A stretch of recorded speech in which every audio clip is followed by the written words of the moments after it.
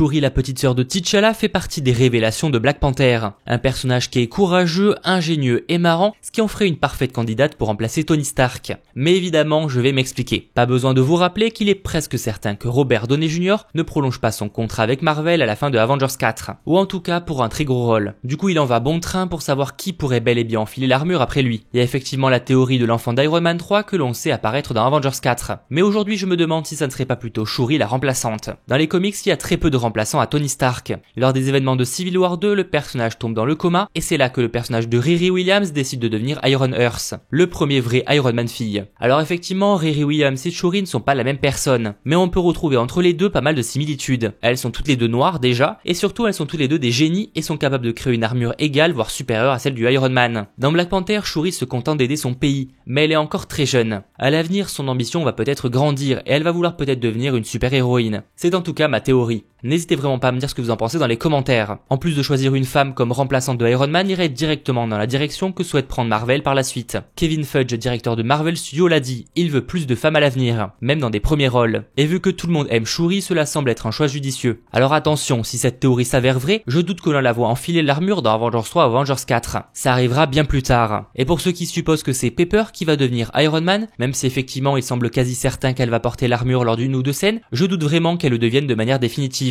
L'actrice Gwyneth Paltrow, même si ça ne se voit pas, n'est plus toute jeune. Et l'idée de Marvel, c'est de rafraîchir le casting, ça ne serait donc pas cohérent. C'était Mathéo, ciao tout le monde.